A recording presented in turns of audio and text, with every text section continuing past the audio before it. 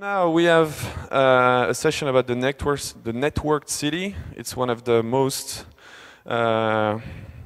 important topics, I think, of our times. You see that cities are really taking a different place in society. We're going to talk about that. And our first speaker is Adam Greenfield. Thanks for your email, Adam. He's the head of design at Nokia in Helsinki. Just moved to Helsinki. He's a great friend of Lyft. He's come to many different editions all around the world. He's currently writing a book on that topic, and he's going to tell us a bit more about that. Please welcome Adam Greenfield. 안녕하세요. Am I on? Am I even on? This is not an auspicious start. Let's try again. Am I on? How about that? 안녕하세요. Hey, how are you doing out there? So, yeah, the talk this morning is called The Long Here, The Big Now, and Other Tales of the Networked City. And it's not at all a technical talk. It's more about the experiential, the affective, and the emotional dimensions of living in a networked city. Because personally, the technical stuff will happen whether we want it to or not, whether it's particularly well designed or not, it will happen. I think what remains to be seen, very much so, is what it's going to feel like to live in these places. And so that's what the talk is an attempt to imagine. In 2006, I wrote a book called Everywhere, The Dawning Age of Ubiquitous Computing. It's appeared in English and in French and is about to be published in Mandarin Chinese. Unfortunately, it hasn't yet been translated into Korean. It's about a world in which all of the objects and surfaces of everyday life, so things like clothing and architectural space and public space, are able to sense, process, receive, display, store, transmit, and even take physical action upon the information. So information flowing through everything all the time as a result of the microprocessors that are now embedded in the world around us and the world that we live in. Now in Korea, this is a pretty familiar paradigm, this post-PC paradigm. This is called ubiquitous here, as in many other places. In Korea, it's uniquely called just U. So you see this formation in things like Yucheonggyecheon, the stream in Seoul, which has been converted from literally a stream of sewage, as you know, into a beautiful showpiece of downtown Seoul, and also a test bed for technological and ubiquitous experimentation. But beyond that, even to the scale of the entire city. So for example, New-Songdo, the city which is being developed off by Incheon and some landfill, which is designed as a ubiquitous city from the ground up. I have to be honest with you. My personal belief is that projects like this start with a technological capability rather than any particularly accurate understanding of human desire, rather than any particularly sensitive understanding of what it is that people actually do in cities, why we do those things, how we feel about them, how we perceive these things and experience them. I think projects like this tend to duck, to avoid the real questions in our lives, the hard questions, the meaningful questions, such as what does it really feel like to live in a ubiquitous city, in a networked city? Well, how can we get a truer understanding of how people experience this? And I think we can get a decent idea about this by looking at the ways people right now are using our mobile devices and other contemporary digital artifacts. One of the attractions for me in taking a job with Nokia is my conviction that already with mobile devices, we're edging into a truly robust, ubiquitous experience, what we might call mobiquity. So by looking at the ways that people are using their mobile devices now, at the cultures that are growing up around these things, and at the ways that they're changing our experience of space and place and the dynamics of the city, I think we get a really good idea of the day-to-day experience of the true ubiquitous experience in the city. One of the very first things that I think we can dispense with, that we can get rid of, is the notion that the physical element is the sovereign element in our lives. So no longer are our choices and our decisions dictated to us by the physical shape of space. The image that you see, I don't know if you can make it out, this is a woman walking around a mall in Singapore. And she's taking this rather schizophrenic wander through the space. It's a wander that my friend Mark Shepard would refer to as Schizo Geographic. What we mean by this is that she is no longer responding to the architecture around her in any way except as the crudest sort of container for her actions. Her actions are instead being guided and suggested and maybe even dictated to her by where she is. And where she is on the phone. This woman is in cyberspace in a very real way, in a far more real way than somebody who's embedded in a 3D environment. She is in a ubiquitous space, and that is dictating to her the way in which she's going to move through the world. And you know, if we look carefully, and if we use clear eyes, we see this all the time around us. This is a shot from the Tokyo subway system, in which we can see 4 people using their mobile devices to leave the physical space entirely. The physical space is cramped and uncomfortable and claustrophobic, but none of these 4 people is really there. They're all of them in the networked space that their mobile devices afford them, except, you know, maybe this young lady is using the screen as a mirror to do her makeup. But aside from that, you know, these people are really, right now, in a ubiquitous communication manifold. They're not there on that subway car in a very real sense. Their commitment is to the virtual. And so this is the idea that I start with as I've been working on this book that I'm writing, The City is Here for You to Use. This is the dogma that I've adopted, that which primarily conditions choice and action in the city is no longer physical, but has become a matter of the invisible and intangible overlay of networked information that unfolds us all in the city.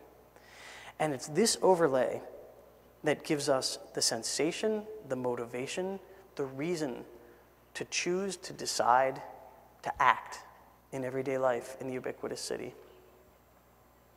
These are some of the potentials that I see happening. Something I think of as the long here. I don't know, you might be familiar with Brian Eno's Long Now project. This was a project that he and Stuart Brand took up many years ago. This was the inspiration to me in naming this the long here. Well, what do I mean by the long here?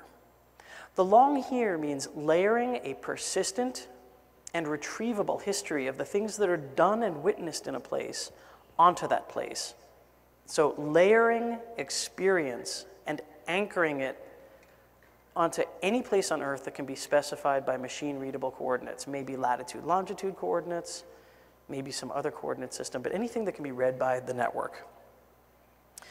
And this is what that looks like. This is a project from Stamen Design, whose Eric Rodenbeck spoke with us yesterday. A great presentation. This is a project called Oakland Crime Spotting. And this project takes information from the Oakland Police Department in Oakland, California, information about street crimes that are committed in that city, and it overlays it onto a map. And it's dynamic, so you can scrub back and forward in time through this visualization, and you can see where and when crime takes place. You can drill into any given intersection along Broadway or along Telegraph in Oakland, and you can say, okay, so many muggings took place here during this week, so many car robberies, so many assaults. You know, Oakland, as it turns out, is unfortunately one of our more crime-ridden cities still to this day. When you have this sort of information, it begins to change your understanding of place, both whether you're familiar with that place or especially if you're a stranger to it, if you're coming there for the first time. You can really begin to get a sense of how that place changes over time that superimposes itself over and augments your ordinary senses. But this is also the long here. This is simple geo-tagging on Flickr. This is downtown Helsinki, and you can see that, you know, people have given geographic location coordinates to each of the pictures they've taken. And this is a little subtler. It can be strange to stand in downtown Helsinki and look at a monument and then look at your laptop and realize that 17,000 people have taken that exact same picture of the Sibelius monument as you have. It changes and inflects things just a little bit. It makes you think, okay, maybe I'm not that special. Maybe this moment is not quite as unique as I thought it was. Maybe I'm seeing the same thing that everybody else is. Or, interestingly, maybe I'm seeing something just a little bit differently as everybody else. And again, I think this begins to affect, relatively profoundly but relatively subtly, the ways in which we experience the spaces through which we move. And then there's also the big now. The big now. Locally, taking all of the information flowing through the city and using that to make the real-time option space of the city a present and a tangible reality. So I use Twitter a lot. And when I lived in New York, one of the things that would amaze me, maybe on a Thursday or a Friday night, would be to look at all of my friends on Twitter who were in New York and realize all of the different ways that they were using New York at that very moment. Some of them, were maybe going to an obscure film at a place called Anthology Film Archives. Some of them are going out to dinner, maybe at a cheap diner or at a fancy restaurant. Some of them might be going for a run, going dancing, going to the library. You get this amazing sense. These are very banal, very everyday things, but when you get them all at once in this one interface, it gives you a very profound sense of all of the things that a great city is, all of the potentials a great city can give rise to. And it delivers that to you all at once. It really does blow your mind open. It's the big now. It's like, wow, New York is massively parallel. Everything is happening all at once, and it's all happening at this very moment. And when you add in all of your friends from all over the world, well, that's really, the extra big now. So the big now has this local context and also the global sense, enhancing and deepening our sense that the fact that the world really is this ongoing, massively parallel experiment in human vitality and human diversity. So what does this look like? Well, on Twitter, this is really interesting. This is an example of something that the networked city is probably going to offer up fairly quickly. Twitter, it turns out, can be used not just for people giving the traces of their places and activities, but also for networked objects. So there's a guy in London named Tom Armitage who's proposed this project called Making Bridges Talk. And what he's proposed doing is, you see Tower Bridge, the very famous bridge in London in the picture. And what he's proposed doing is hooking it up with the necessary sensors and some kind of intermediate interface to the World Wide Web in such a way that Tower Bridge can actually Twitter when it's opening and when it's closing, why it's opened and why it's closed. So even the objects and the physical components of the city begin to describe their state and begin to do so in a way that is both available in real time and then persistently retrievable afterwards. The big now, what's going on here? Everything that's going on here. What are all the people doing? What is the city itself doing? It's kind of incredible. It's even more incredible when you take a look at the relationships between cities. So this is a project of the MIT Sensible City Lab. This is called New York Talk Exchange. And it's this gorgeous visualization of all of the real-time IP phone connections that are made between specific neighborhoods of New York and specific countries overseas. So you can take a look at the Queens borough of New York, for example, and see which blocks in Queens are calling the Philippines, are calling Mexico, are calling Korea. Again, you get this wonderful, rich, vivid sense of just how interconnected the world is and how everything is happening in this one moment. It's almost like one of those old commercials that we used to see in America, one of the old AT&T commercials. Well, it would say, you will live in this kind of world. Well, guess what? We do live in this kind of world. And it's this sort of visualization that brings that fact home to us. It's really amazing, and I really recommend you go take a look at the Sensible City Lab site.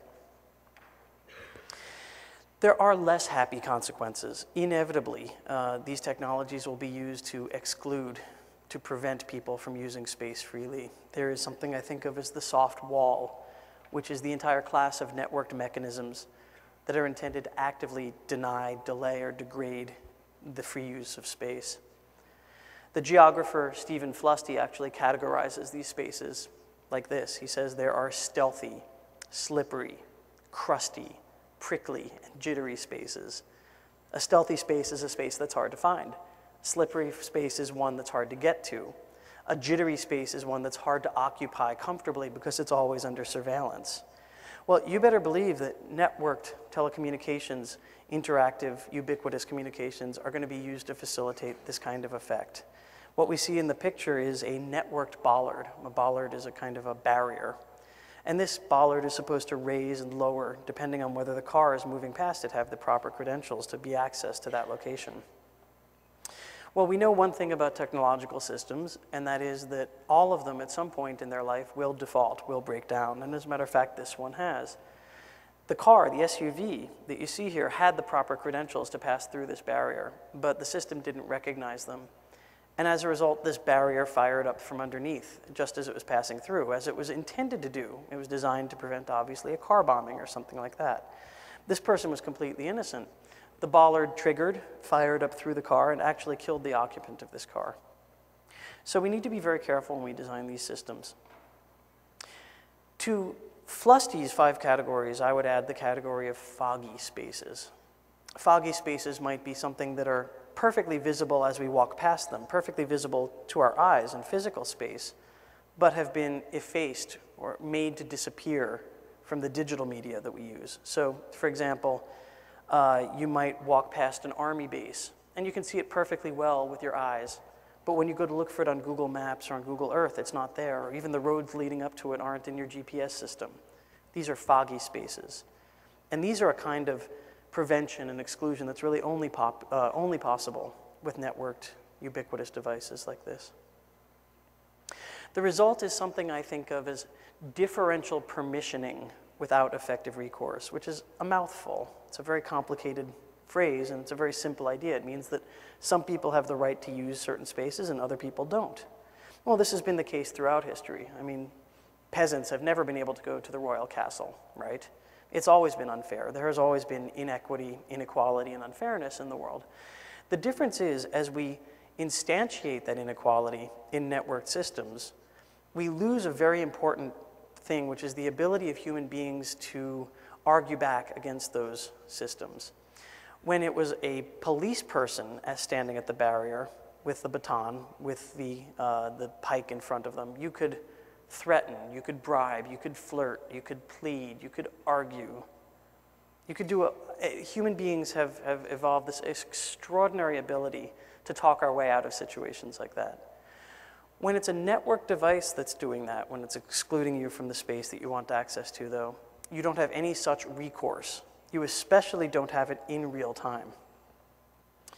You may not ever, so just as in the car in the previous example, it had the appropriate credentials, but it wasn't recognized by the system. And as a result, we saw that that person was severely harmed. That person died in the hospital. Effective recourse is something that we now take for granted, that we may see going away in the networked cities of our very near future. And that scares me a little bit. It's a design question to me. I think we'll see a couple of profound new patterns of interaction with this class of networked systems in the city. Information about cities and patterns of their use visualized in new ways. So here we see again Stamen's cab spotting, or the New York City Police Department's CompStat data, crime data by police precinct. Or I think this is Zillow.com's house-by-house valuation, real estate valuation of Manhattan. Air pollution data. And this is my run, my old run when I lived in New York, visualized through the Nike Plus iPod Sport Kit, and then mashed up with a Google map. And as interesting and as fascinating as these sorts of things are, when we look at them on our PC screen, I would argue that they're even more interesting when they're made available on a mobile device, or increasingly in a ubiquitous or an ambient context. So made available locally, on demand, and in a way that it can be acted upon. So nothing in the world is as interesting or as useful as information about place when you're actually in that place. And I think that's very clearly what we're going towards. We're also seeing that a transition from fairly passive interactive facades, like this one at the Galleria in Apgujeongdong. These things have been promoted as kind of ubiquitous systems, but they're not really. The real world still mostly sees these very passive displays. Ideally, you'd be able to text to this wall. You're supposed to be able to take out your phone and text a message, and it would show up on the screen. Well, we know that that's more hype than reality, and that ordinarily, in fact, what this building shows is just a display of color. But I do think that we're having the ability in the very near future to address and script and query the surfaces around us. So by address, every building surface object would have something like a URL. It would actually be a URI, a Uniform Resource Indicator. That it would be scriptable, that you'd be able to send programming to it, and that it would be queryable. You'd be able to pull its current active state back off of it back off the network and use that as the seed state of some other interaction. What does that look like, though? It doesn't look as pretty as this, I'll tell you that much. It looks more like this. This is a project that two Columbia GSAT project, students named Matt Warsnick and Evan Allen did. And it's a projection, oh, wow, how about that? It's a projection of what New York City's Times Square looks like when every single billboard you see is in fact interactive and is being fed by the mobile devices around it. It's gathering data about people, about place, about context, and it's saying, okay, well, this is a New York City Police Department billboard that's saying, okay, we see that illegal pistol crossing the street over there, we're aware of it. But also, you know, you over there, we know that you're leaving on a flight for the Bahamas in an hour, and you had better get that cab at the corner that's waiting and empty for you right now if you want to catch that flight. Very practical, very useful maybe, but what about when each and every single thing in our environment is interactive and responsive like that? It's a dizzying prospect, and it's something that I think that as designers, we need to be acutely aware of the potential for overload and the potential for really creating kind of an oppressive space. And finally, a signature interaction style that I think of as information processing, dissolving, and behavior. This is when, this is an example from the Hong Kong subway system. Has an RFID mediated smart card system that's a lot like the T-Money system that you use in Seoul. And the intended interaction was that you take the card out of your pocket and you'd swipe it or tap it against the reader. Well, what women in Hong Kong figured out a long time ago, around 1997, was that you could leave the card in the bottom of your handbag. And when you move through the turnstile, instead of taking the card out and tapping it, you would simply swipe your handbag across the reader and keep moving without ever breaking your natural walking pace. So this extraordinary elaborate transaction with a technological system has disappeared entirely inside of this lovely human gesture, simple behavior. There's no external token of the transaction left. That's true ubiquity, and that's what I think of as information processing, dissolving, and behavior. So the bottom line is a city that responds to the behavior of its residents and its other users in something like real time, underwriting the transition from browse urbanism, the urbanism we've always known, to search urbanism. So I can query the world from my mobile device, and I can say, show me all of the restaurants in my neighborhood that serve sundubu, that are open right now, and that have been rated very highly by 15% of users or more. Search urbanism, I think, is really going to change the way we use the city. And in fact, it's going to change us from mere passive consumers of reality to active users of the city. And that's very, very clearly what I see coming. And you'll see in the presentations from Jeff and Suin what that might look like as it's played out in reality. What kind of places will our networked, augmented, ambient, and ubiquitous cities turn out to be? Well, I think that answer is pretty clearly up to us as designers, consumers, and citizens. The choice is in our hands, and now the question is merely, how do we use it? What do we do with it? Kamsahamnida. Thank you very much. Thank you particularly to the translators and to the lit people for having me here. I appreciate you. Thank you, Jeff. Thank you, Adam. Thank you very much. I think we'll take one question. Oh. Don't run away, Adam. Okay. Can we just, TK, can we just put the light back on? And if you have one question, we'll do that. Adam, I always get to ask the first questions, you know, because that's why I organize this gig, just so I can ask you a question. Sure. You've been, obviously, you spend a lot of time both in Korea and the US, and you're talking about these technological developments with a lot of American examples. From Europe, our perspective is that Korea is so forward-thinking, so advanced in terms of telecom, and which is basically one of the big building blocks of these technologies, and that the US is extremely late. You have this semi-crappy network. We can say hi to our friends of AT&T from here. I heard so many good comments about them.